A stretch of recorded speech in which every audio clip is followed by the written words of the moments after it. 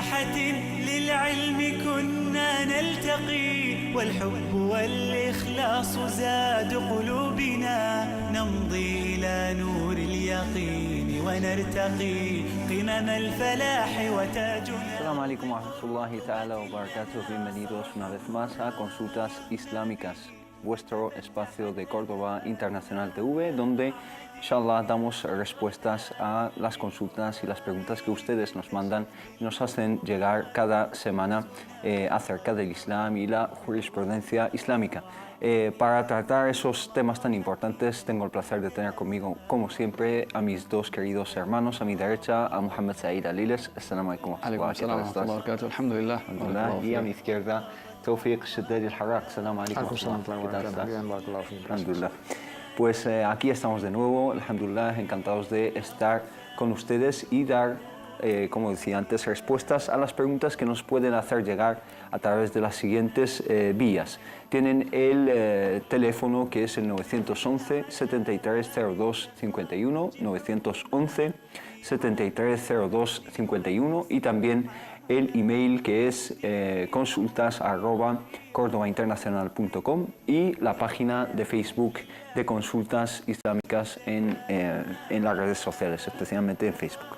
Ahí nos pueden hacer llegar las preguntas. Como siempre, hemos venido empezando con diferentes temas, diferentes, análisis de algunos grupos que han surgido últimamente o que ya tienen una dilatada, andadura, grupos que se han apartado del camino correcto, el camino que nos marca el Corán y la Sunna. Hemos hablado de varios ya y hoy vamos a hablar, inshallah, si os parece, de un grupo relacionado con aquel que hemos tratado quizá la última semana.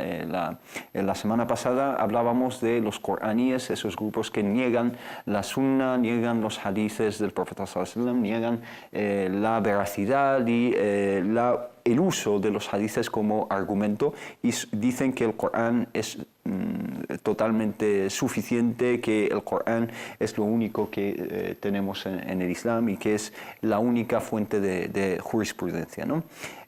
Un grupo relacionado son los Mu'tazila, ¿no? O Mu'tazilíes en español. Los Mu'tazilíes son un grupo que, uno de los más antiguos, aunque últimamente podemos hablar de un resurgimiento en ciertos sectores de la sociedad musulmana, de la comunidad musulmana, de este grupo que podemos llamar neo-mu'tazilíes, ¿no? Una nueva formulación de ideas ya antiguas de los mu'tazilíes. Queremos saber quiénes son los mu'tazilíes y cuándo y cómo han surgido. Alhamdulillah, salatu wassalamu ala rasulillah wa ala alihi wa sahbihi wa man walah. En el nombre de Allah, el Clemente, el Misericordioso, alabado sea Allah subhanahu wa ta'ala, paz y bendiciones sobre su último mensajero, profeta Muhammad, sobre su noble familia y sus nobles compañeros, y sobre todos nosotros que estamos siguiendo sus pasos hasta el día del juicio final. Amén.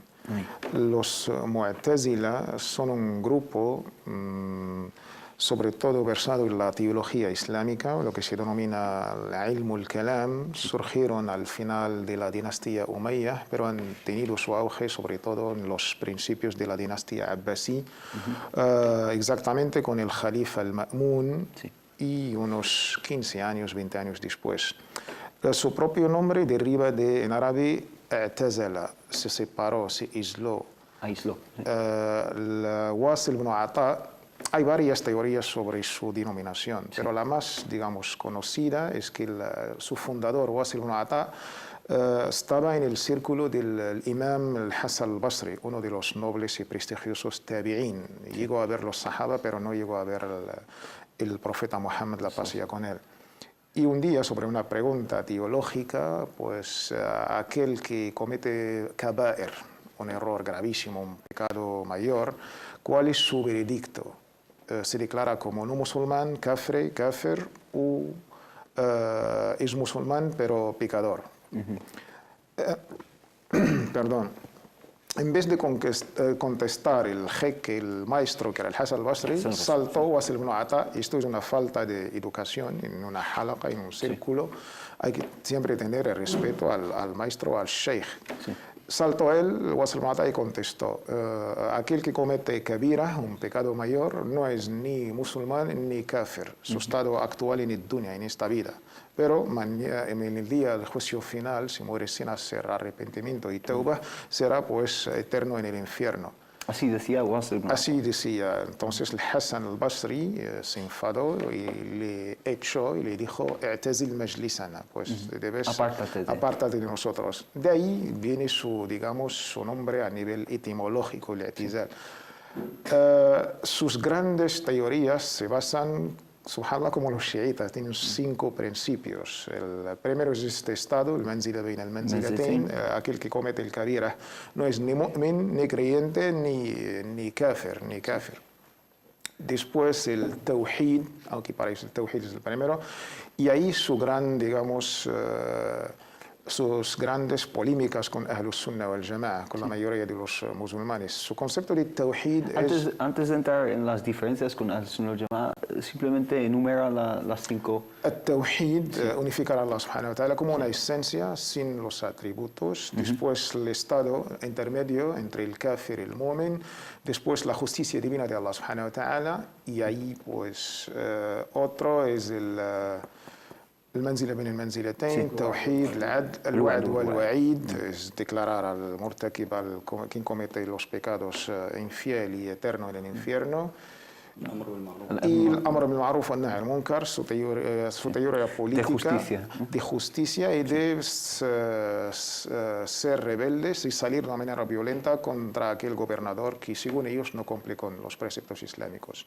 Esos son los 5 principios, digamos, que caracterizan a los Mu'tazila en general, aunque el Mu'tazila no es un grupo monolítico, hay varios grupos de Mu'tazila, pero estos son los 5 más característicos de los Mu'tazila. Barakallahu fik. Hermano Mohammed Said, hemos oído más o menos la historia de la aparición de los Mu'tazila, una aparición quizá polémica, porque empezó con una polémica con el Hassan al-Basri.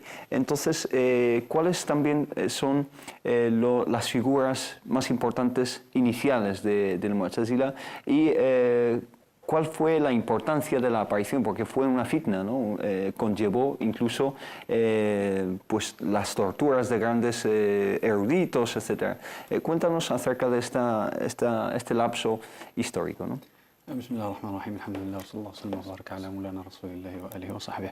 Una de las figuras principales, como bien ha mencionado el hermano Tawfiq, es el considerado el fundador de esta doctrina o esta corriente ideológica o teológica, que es Wasl ibn Ata al-Mu'tazili, entre muchos más, pero este es digamos, el que se le atribuye los fundamentos de esta corriente de pensamiento, ¿no?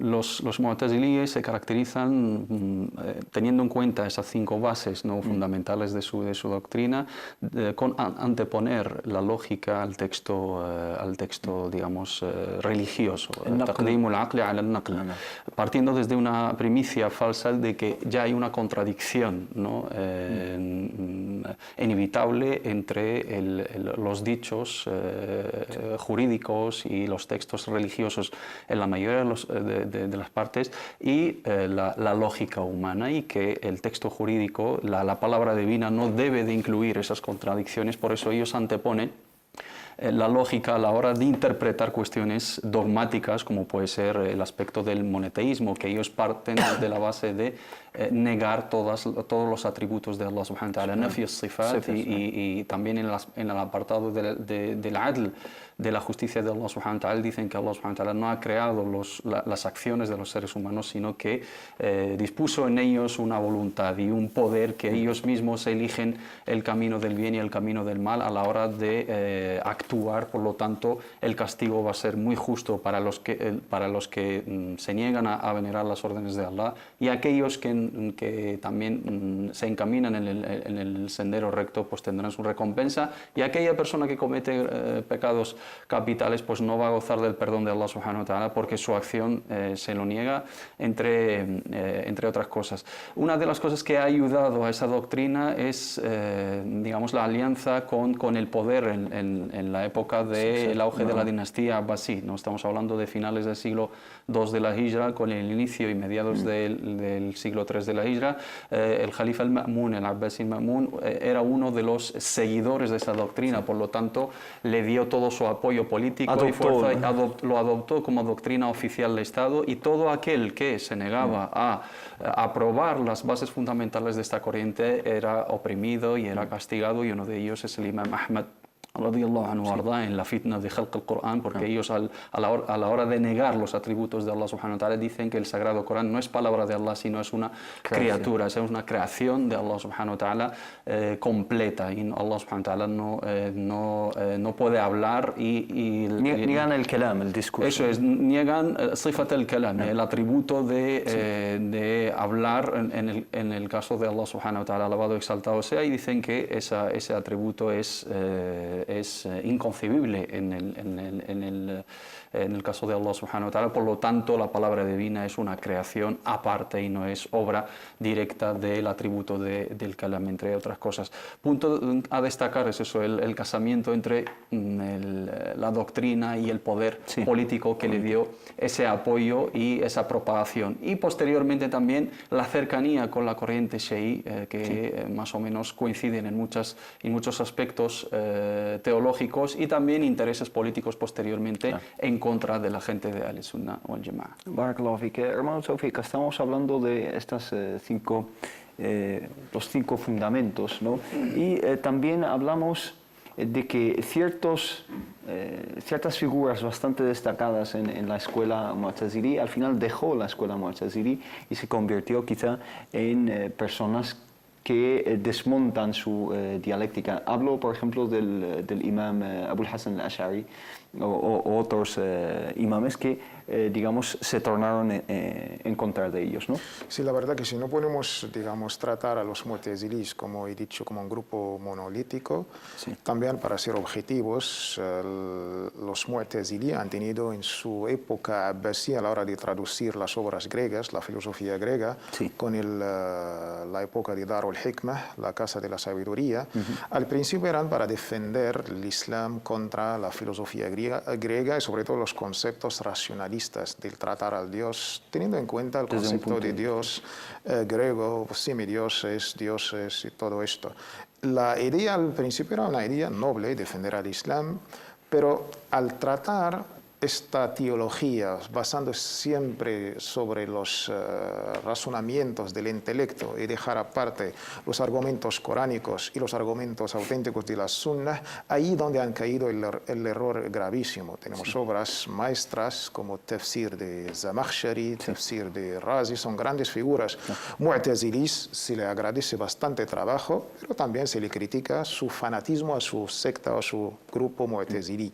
Tienen cosas positivas para un poco objetivos, de ahí grandes figuras. Sin embargo, la gran figura emblemática es el imam Abul Hasan al-Ash'ari, que Allah esté complacido con él, es una de las grandes figuras de la historia de todo el Islam y los musulmanes. Era familiar del fundador del grupo, la escuela teológica Mu'tazili, Wasil ibn Ata, se habla o se dice que era hijastro suyo. Siempre ha estado alumno fijo de los círculos y de las clases de Wasil ibn Ata, hasta un día llegó unas polémicas, pues Abul Hasan al-Ash'ari no opinaba en ciertos temas teológicos, y de ahí podemos hablar de la primera época del imam Abu Hasan al-Ash'ari. Se separó del Mu'tazilah y su época del libro famoso Maqalat al-Islamiyin wa Ikhtilaf al-Musallin, los discursos de los islamistas, aunque la palabra islamista hoy en día tiene una connotación bastante negativa. Él se refiere con islamiyin o islamistas a cualquier grupo que dice pertenecer al Islam, ¿no?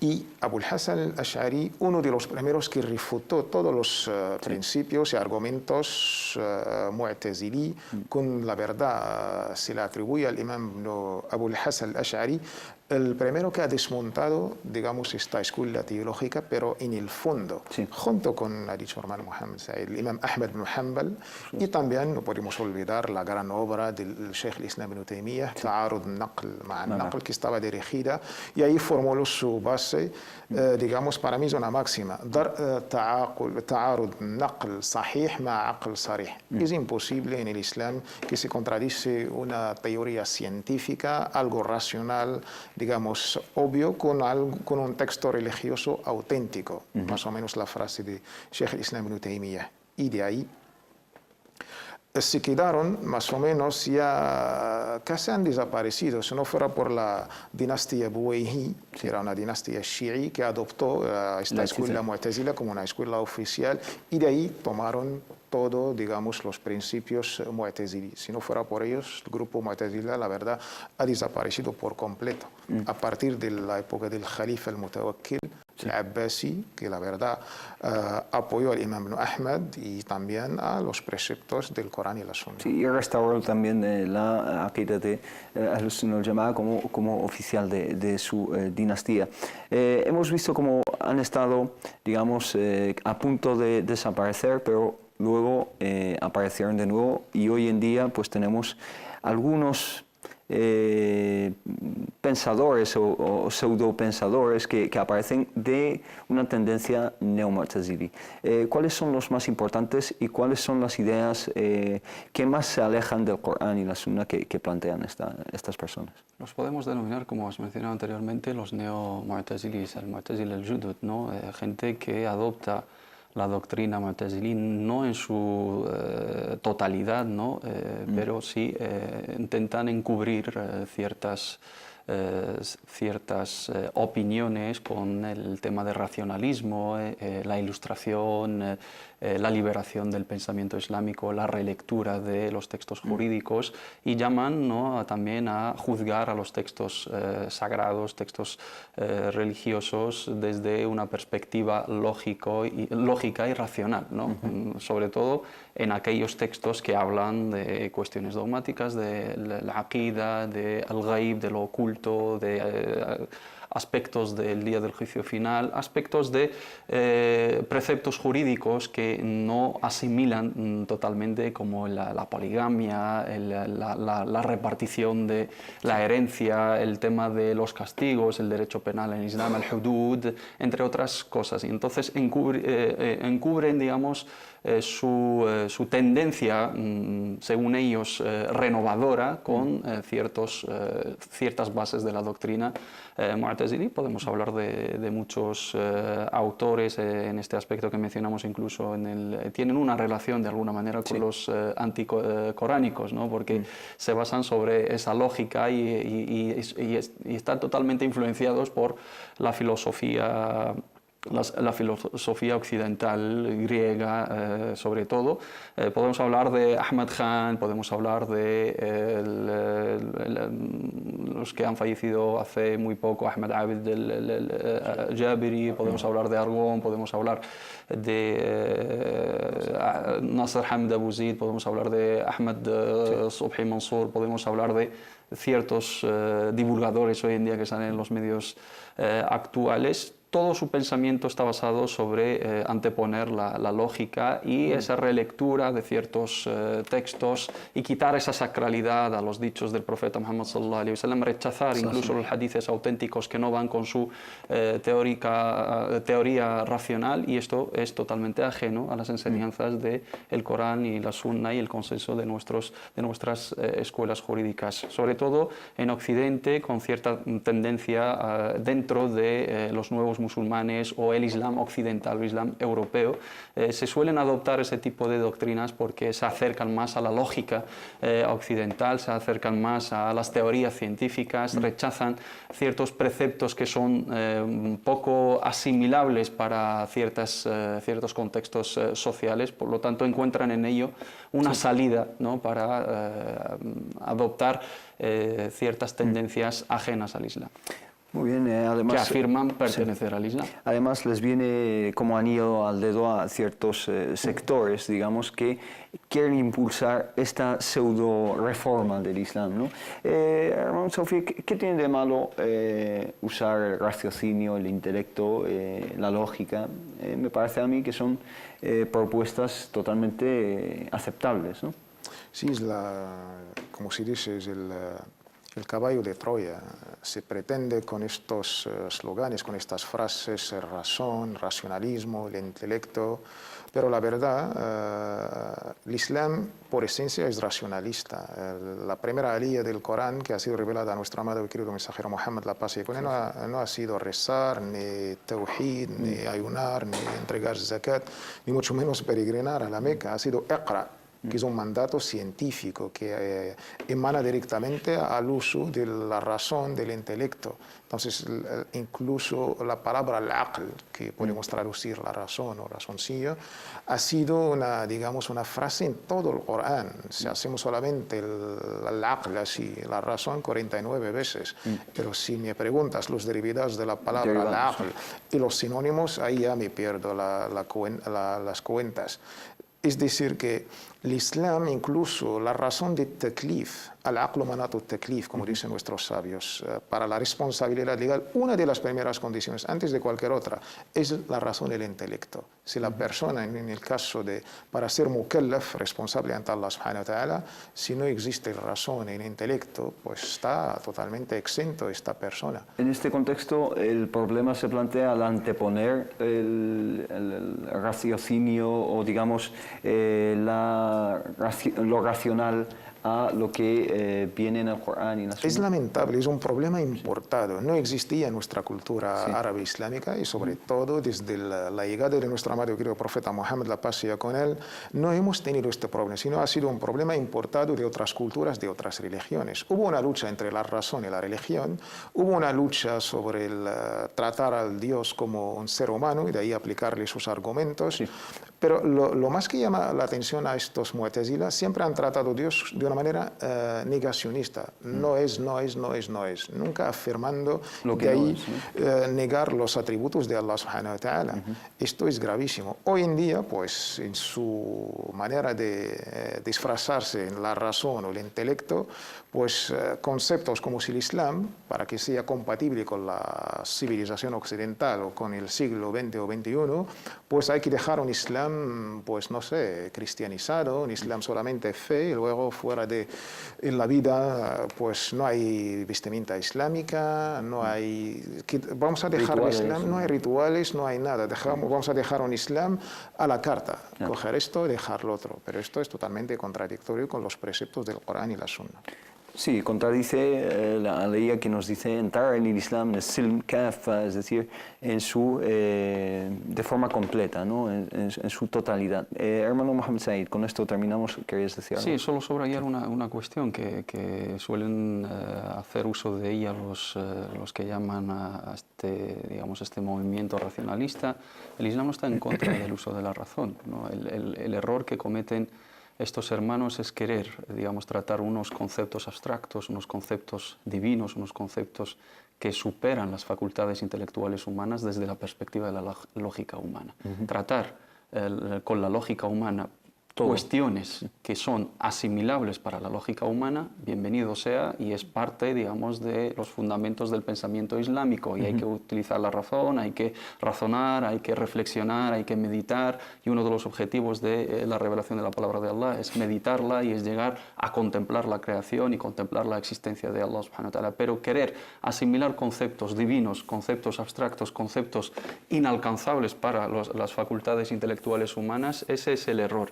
Y ante esa, digamos, impotencia o ante esa incapacidad, negar todo aquello que no se asimila desde la perspectiva limitada humana es el error, ¿no? Si no puedo asimilar un texto jurídico, un texto coránico, un texto religioso desde la perspectiva humana, desde la perspectiva de la lógica y la razón, lo niego. Ese es el error de esa doctrina. Si compaginamos entre las dos cosas, pues bienvenido sea, ¿no? Y ese es uno de los fundamentos de la creencia y del pensamiento islámico. Barakallahu fikum, si os parece vamos a pasar algunas cuestiones, algunas preguntas que tenemos pendientes incluso de semanas anteriores. Vamos a empezar, por ejemplo, por algunas preguntas como esta. Vanessa nos dice lo siguiente, nos dice: Salam alaikum, soy musulmana conversa desde hace años, alhamdulillah, pero aún tengo algunas dudas. Quisiera saber si puedo ir a un restaurante aquí, y ya que es muy difícil encontrar un restaurante que no venda alcohol. podemos ir a esos restaurantes. Otra cosa, puedo llevar a mi hijo a un restaurante de comida rápida que ella menciona, si no es halal. Gracias por todo, barakallahu fikum. Hemos hablado de este tema anteriormente, pero convendría repasarlo, digamos, rápidamente.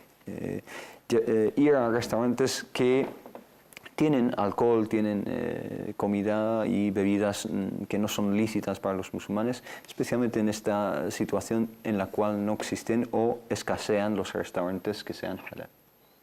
En un contexto occidental, en un contexto no musulmán, es totalmente diferente que en un contexto musulmán, ¿no? El hadith del profeta Muhammad sallallahu alaihi wasallam, que suelen mencionar los hermanos en este aspecto, hay que matizarlo. Aquel que cree en Allah en el día del juicio final, que no se sienta en una mesa en la cual se sirve el alcohol. Este hadith, nuestros sabios a la hora de tratar con ello hablan de lo que denominamos en usul al-fiqh muharramat al-wasail y muharramat al-maqasid. El alcohol o las bebidas alcohólicas para los musulmanes son totalmente prohibidas, en sí son ilícitas, en sí porque embriagan, porque son nocivas, etc. Pero el hecho de sentarse en un ambiente o estar presente en un ambiente es una manera, ¿no?, de evitar llegar a... es un medio, no es el fin en sí mismo, sino el hecho de estar sentados para evitar que, digamos, esa normalización y ese trato diario con ese tipo de cuestiones ilícitas para nosotros musulmanes sea el primer paso, sea la puerta para caer en ello. Y también hay que diferenciar entre un aspecto o un contexto musulmán donde ni siquiera debe de estar presente, ¿no?, presentes las bebidas alcohólicas y su compraventa, y un contexto no musulmán donde pues, la mayoría de la población no musulmana no tiene prohibido ese tipo de sustancias o de bebidas. Nuestros sabios a la hora de hablar de muharramat al-wasail dicen que en una necesidad se permiten. Las cuestiones que son prohibidas como medio hacia el haram, cuando hay una necesidad se convierte en mubaha. Y cuando hay las cosas que están prohibidas en sí, pues siempre son prohibidas y no son mubajas, salvo en los casos de ad-darura, de la necesidad extrema. El hadith del profeta Muhammad sallallahu alaihi wasallam tampoco hay que entenderlo literalmente, porque es una advertencia del profeta Muhammad sallallahu alaihi wasallam. Podemos coger el mismo hadith o la misma expresión utilizada en otros contextos, en otros hadiths: man kana yu'minu billahi wal yawmil akhir falyaqul khayran aw liyasmut. Quien cree en Allah y en el día del juicio final, que diga el bien o que se calla. Aquella persona que no encuentra, digamos, palabras de bien y habla con cualquier cosa, se le está negando la fe en Allah y en el día del juicio final. Es una fórmula de advertir a aquellas personas que hablan, que dicen cualquier cosa, que hablan mal de la gente, que dedican el tiempo a habladurías, de hablar mal de la gente, de mentir, etc. Y si habla de cosas mubaha, cosas permitidas, o cosas que ni son buenas ni son malas, cosas que no tienen ninguna importancia, no cae, digamos, en la negación de la fe. Por supuesto, en los ambientes que podemos evitar ese tipo de ambientes, debemos de hacerlo para salir, ¿no?, de las cuestiones dudosas y para no exponernos digamos, a cuestiones dudosas. Pero en los casos que menciona la hermana, en nuestro contexto, está presente en todos los restaurantes, en todas las cafeterías, en todos los establecimientos, en todos los inmuebles donde vivimos, en todas partes, en supermercados, en tiendas de alimentación, en centros comerciales. Es algo inevitable que no nos concierne directamente controlarlo. No está en nuestras manos evitar eso, pero sí está en nuestras manos evitar consumirlo, comprarlo, invitar a ello, etc. Por lo tanto, es una cuestión mubaha, permitida, teniendo en cuenta este matiz. Además, ella no habla de una mesa en la cual se está sirviendo, sino el establecimiento en general, ¿no? Y en cuanto a la segunda cuestión, ella habla de una cadena muy conocida de comida rápida y nos pregunta si es halal que su hijo vaya a comer ahí, pues hamburguesas, etc. Es una cadena de ese tipo de comida. según lo que va a consumir, ¿no? Si lo que va a consumir no es considerado ilícito islámicamente hablando, o sea, se va a tomar ninguna sustancia porcina, ni ningún producto considerado ilícito en nuestro derecho jurídico, no hay ningún problema. También tener en cuenta la diferencia de opiniones en el caso del consumo de la carne para los sacrificios. Claro, si ella es de la opinión que considera que el consumo de la carne de ese tipo de establecimiento entra, digamos, en la opinión que considera que la carne de la gente del libro en la actualidad y teniendo en cuenta el sacrificio que aplican hoy en día está permitido, no está tomando algo que no es halal. Sí. Y si es de la opinión de que esa carne que se vende en esos establecimientos no se considera lícita para los musulmanes porque no cumple con los requisitos del sacrificio según el rito musulmán, ni se considera gente del libro las personas que lo vendiesen, pues no debe consumir carne vacuna o lo que tenemos permitido, sino consumir otro tipo de productos, pues pescado o ensaladas o algo vegetal o cualquier otro producto que no tiene nada que ver con las carnes. Yo creo que hay que diferenciar entre esos dos aspectos. Y dependiendo de la postura que ella misma adapte y su familia adapte acerca de este tipo de alimentos, pues va a divergir su postura también acerca de esta cuestión. Es la cuestión saludable, ¿no? Sí, por supuesto. Si el consumo frecuente de ese tipo de comida basura o de comida rápida es beneficioso o no para la salud. Sí. No tenemos que preocuparnos solo de lo halal y lo de haram, sino también halalan tayyiban, que sea permitido y al mismo tiempo beneficioso para el cuerpo humano. Barakallahu fik, nos vamos a una pequeña pausa, inshallah volvemos en unos pocos minutos. Salam alaikum.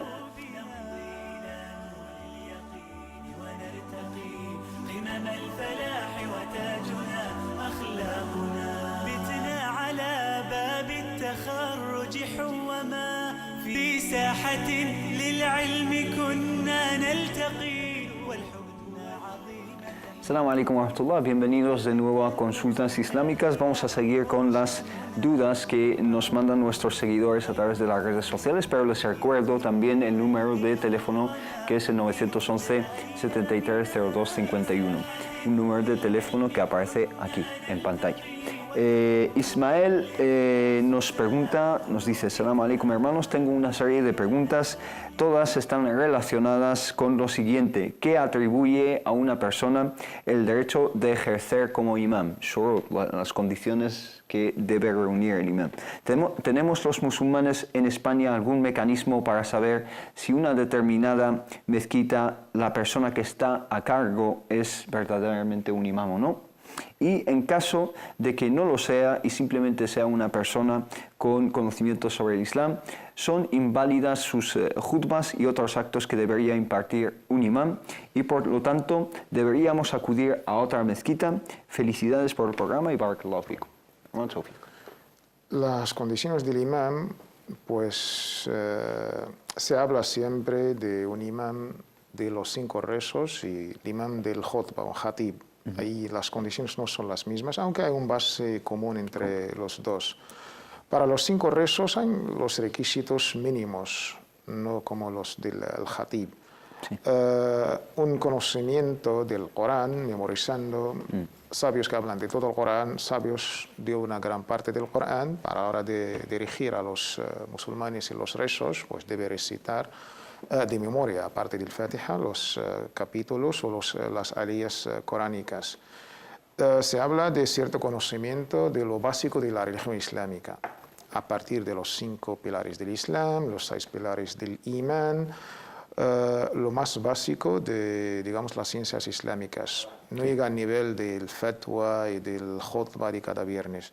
Esto más o menos, y después condiciones a nivel personal, cierta taqwa, cierta conducta, cierta rectitud, devoción. No cualquier persona, digamos, en su conducta, porque está haciendo un trabajo que representa al mismísimo profeta, la paz sea con él, dirigir a los musulmanes y los 5 rezos.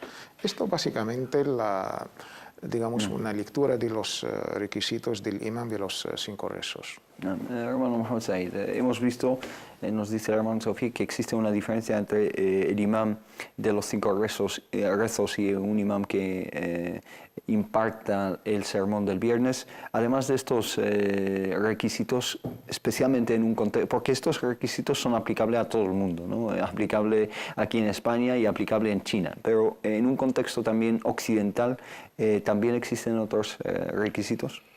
Antes de eso, recalcar que las condiciones y los requisitos los establece el profeta Muhammad sallallahu alaihi wasallam en el hadith auténtico. يؤم الناس أقرأهم لكتاب الله فإن كانوا سواء في القراءة فأعلمهم بالسنة فإن كانوا سواء في السنة فأكبرهم سنا فإن كانوا سواء في السن أقدمهم هجرة.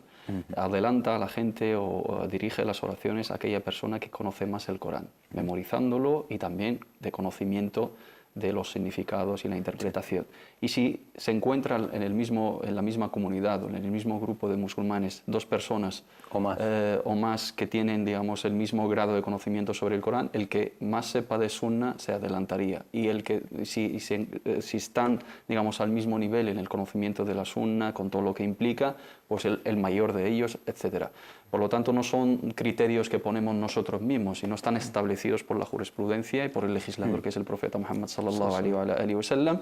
También hay que hablar de nuestra realidad, esa diferenciación que ha hecho el hermano Tawfiq entre un imam de la oración, imam ratib regular para dirigir las oraciones, y imam khatib y mufti, eso en los países de mayoría musulmana, que suele ejercer esas funciones diferentes personas, pero la realidad occidental suele ser la misma persona que se hace cargo de la oración, de la khutba, de la fatwa, de la enseñanza del árabe, de la educación islámica, de la mediación social, de la representación de la comunidad musulmana, de presidir a la junta directiva, entre otras cosas, ¿no? Sí. Por lo tanto, debe de reunir todas las condiciones para el buen funcionamiento a la hora de ejercer esas responsabilidades. Lamentablemente, la mayoría o gran parte no cumplen con ese apartado. Y hablando de un contexto occidental, se exige un conocimiento de la realidad social en la cual estamos ejerciendo como imames, conocimiento del idioma vehicular del país de residencia,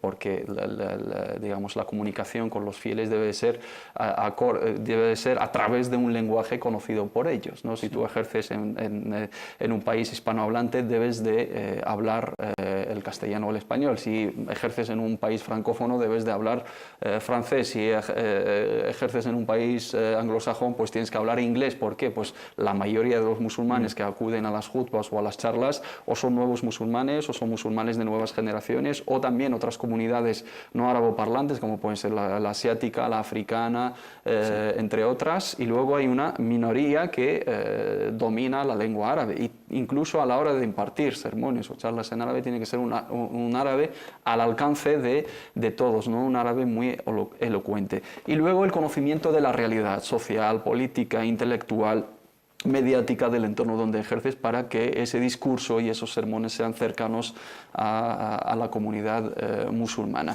Sí. Lamentablemente carecemos de un organismo oficial que pueda filtrar los que ejercen esa función. Debemos de luchar para crear una especie de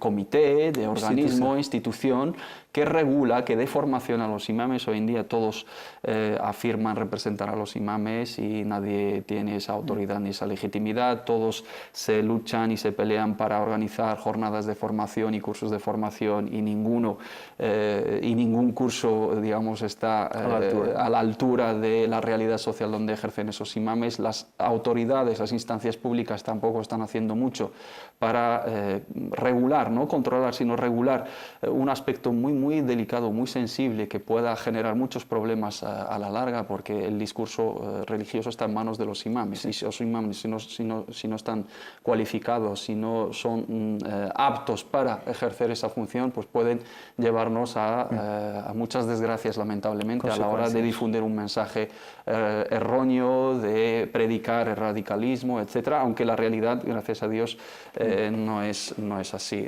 Sí. Esa inoperancia es más en la inaptitud a la hora de asimilar la realidad social y no, digamos, la difusión de un mensaje radical. Sí.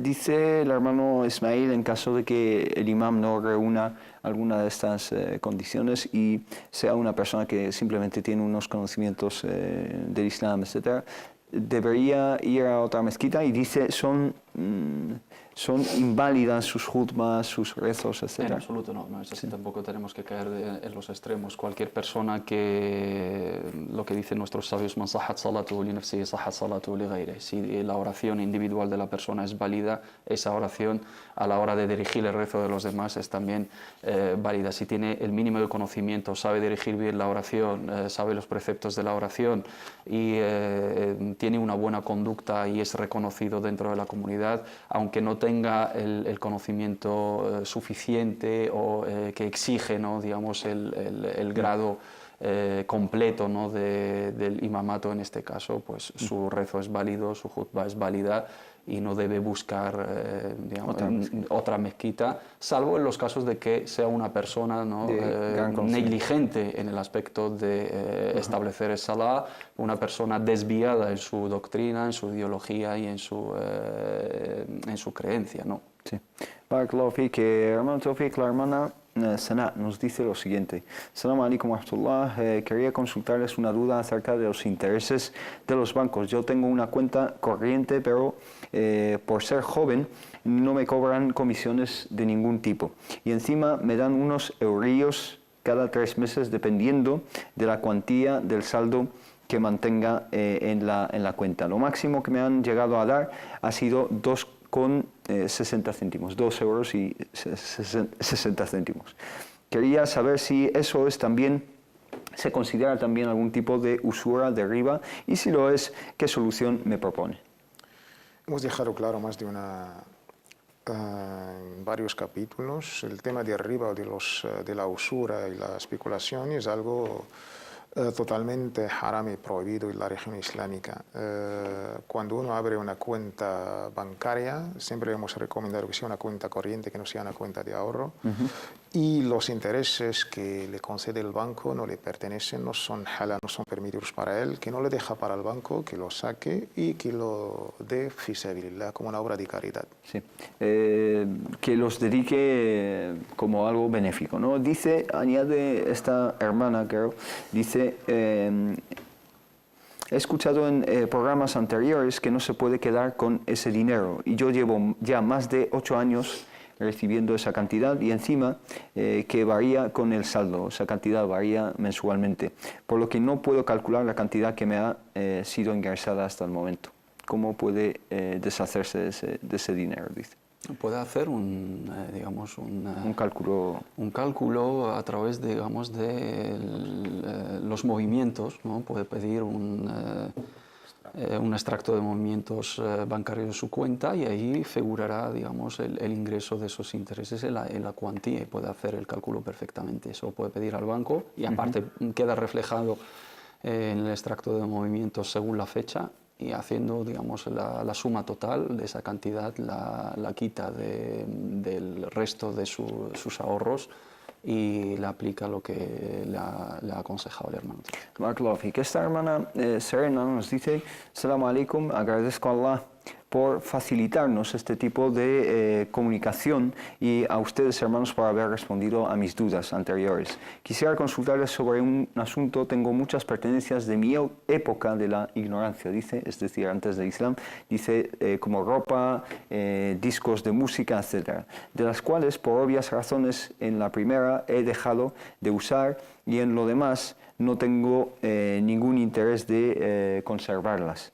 La cuestión es que no sé qué hacer con ellas. Actualmente he tenido algunas necesidades económicas y he pensado en venderlas, pero no sé si esto es lo correcto, ya que estas cosas van en contra del Islam, y sería lo mismo si las donara o regalase. Es decir, ella tiene pertenencias antes de entrar en el Islam y quiere venderlas. ¿Es lícito o no vender estas pertenencias, como quizá discos de música, ropa de esa época, etc.? En el tema, normalmente el Islam, alhamdulillah, es bastante flexible y sobre todo los contextos de los nuevos musulmanes, la gente que regresa al Islam, el Islam tiene un trato bastante flexible. Al aceptar el Islam como una religión y abrazar esta fe, la norma es que el Islam pues, expía todo lo anterior. De ahí nuestros sabios, hay cierta polémica entre ellos, sobre todo las pertenencias que son, digamos, ilícitas, haram, si todavía puede beneficiar de ella o no.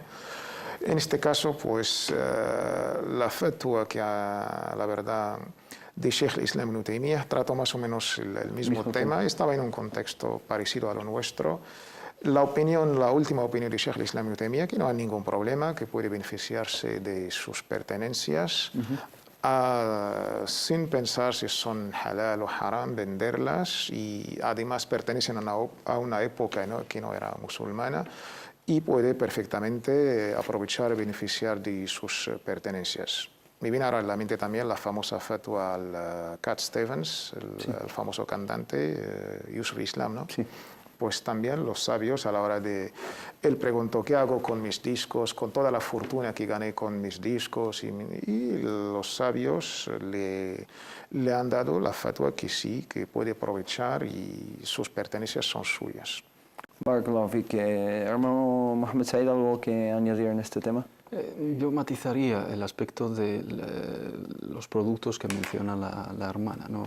Ella da por hecho de que son ilícitos, habla de ropa y habla de discos duros, cuando se trata, ¿no?, de productos ilícitos en sí mismo.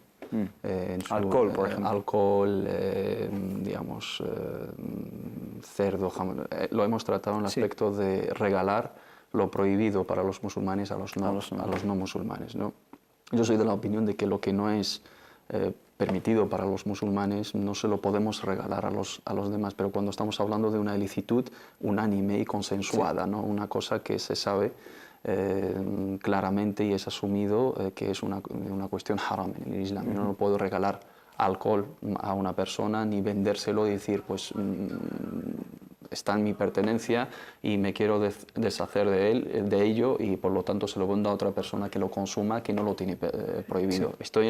Estamos en lo mismo, ¿no? Estamos dando a otras personas cosas que son nocivas y estamos tratando con cuestiones que no están permitidas en el Islam. Pero las cosas que menciona la hermana no son ilícitas en sí, claramente, porque habla de ropa y bueno, igual esa ropa para ella como musulmana no está permitida, pero si se la vende a una tienda que vende ropa usada o establecimientos que compran productos antiguos y de segunda mano, se puede beneficiar de ese dinero. Y hablar también de los discos de música es una cuestión que también hemos tratado aquí, no es una cuestión unánimemente prohibida entre todos nuestros sabios para decir, pues estoy vendiendo algo haram, ella no se va a beneficiar de ello, no se lo va a vender a una persona musulmana que para ella se considera que es algo dudoso o algo ilícito según la opinión que sigue a la misma persona, pero se lo puede vender a establecimientos de segunda mano, establecimientos que venden productos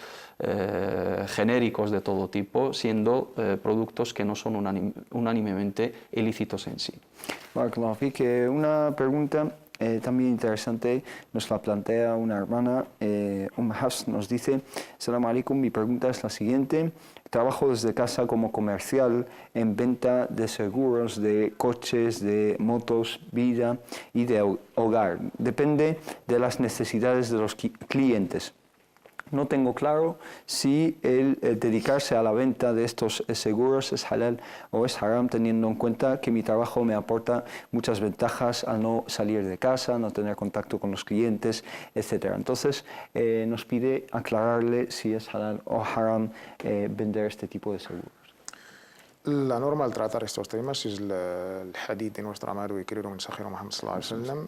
Inna Allah azza wa jalla harrama shay'an harrama thamana. Cuando Allah subhanahu prohíbe algo, también en el mismo, digamos, rango y categoría prohíbe su venta, su uso, todo lo que está beneficio, todo lo que deriva de las transacciones relacionadas con algo haram están totalmente prohibidas. En este caso hemos dejado más de una ocasión el tema del seguro, el seguro clásico que conocemos. comercial es totalmente contradictorio con los preceptos islámicos, y de ahí trabajar en algo haram tiene el veredicto de haram. Aconsejamos a la hermana que busque otro medio de sustento y teniendo la fe, la plena creencia en Allah subhanahu wa ta'ala, seguramente le va a ayudar, inshallah, a encontrar algo halal y totalmente permitido en la religión islámica. Hermano Mohamed Said, La misma opinión del hermano Tawfiq, es una transacción financiera prohibida en el Islam. Se permite contratar ese tipo de servicios cuando, digamos, la normativa o la ley vigente obliga, como es el caso de los seguros de coche, de establecimientos comerciales, de locales, casas en algunas ocasiones con ciertas inmobiliarias, etcétera. Como contratantes, si tenemos la obligación de hacer esa gestión porque no tenemos más remedio, es un requisito más. Si no tienes seguro del coche, no puede circular. Entonces es una obligación, sobre todo no hay una alternativa del seguro cooperativo o seguro en entidades islámicas que tratan con finanzas islámicas o con transacciones islámicas, ¿no? Pero trabajar en ello, ofrecer ese tipo de producto, no sería permitido, salvo en el caso de la extrema necesidad, ¿no? Si la hermana no tiene otro medio de sustento, no tiene otro trabajo, momentáneamente, esporádicamente o ocasionalmente puede trabajar en ello mientras está buscando otra cosa, pero si tiene otra alternativa no puede trabajar en ello, pero porque no está en el lugar del contratante, sino está en la parte que ofrece ese producto, está trabajando para una entidad, teniendo en cuenta que las entidades de seguro aquí, pues con ese dinero luego hacen transacciones financieras basadas sobre la usura, sobre la muqamara, sobre el gharar, sobre el riba, que son totalmente prohibidas en el Islam. Barakallahu fikum. Vamos a terminar con esta pregunta. Nos quedan algunas preguntas pendientes, inshallah, para la semana que viene, o para el jueves, mejor dicho. Vamos a terminar con la pregunta de Laura, que nos dice: necesito saber lo que tengo que hacer para sacarme el certificado de que ya soy musulmana, para poder enterrarme en un cementerio musulmán y para poder entrar a la Meca. Perdón por las molestias y muchas gracias. Es tan sencillo que dirigirse al centro islámico más cercano o cualquier entidad religiosa reconocida por el Estado, por el Ministerio de Justicia. No demos por hecho que la hermana es de España, porque quizás sea de Latinoamérica. Pero sí, son dos cosas. El certificado no es una condición para que su Islam sea válido, por supuesto, pero para los asuntos burocráticos, el ejemplo de ir a la Meca, estas cosas, aconsejamos a la hermana, el matrimonio y otros asuntos. Será muy importante y necesario para la hermana que se acerque al centro islámico más cercano de su ciudad y que ahí, inshallah, le van a entregar el certificado islámico. Barakallahu fik. Hermano Mohamed Said, algo que añadir en este asunto, pues lo dicho, simplemente que se acerque al centro islámico más cercano a ella, inshallah, ahí o le van a proporcionar información o ahí pueden hacerle este tipo de certificados y que Allah facilite todo para ti, hermana. Solo me queda dar las gracias a ambos, a Mohamed Said, a Liles, salam alaikum wa rahmatullah, barakallahu fik, y muchísimas gracias por tus aclaraciones, jazakallah khair. Y Tawfiq del Harak, barakallahu fik, jazakallah khair, por las aclaraciones y las explicaciones, y a ustedes también muchísimas gracias por habernos seguido y haber compartido con nosotros sus dudas que hacen posible consultas islámicas. Barakallahu fikum, salam alaikum wa rahmatullahi wa barakatuh.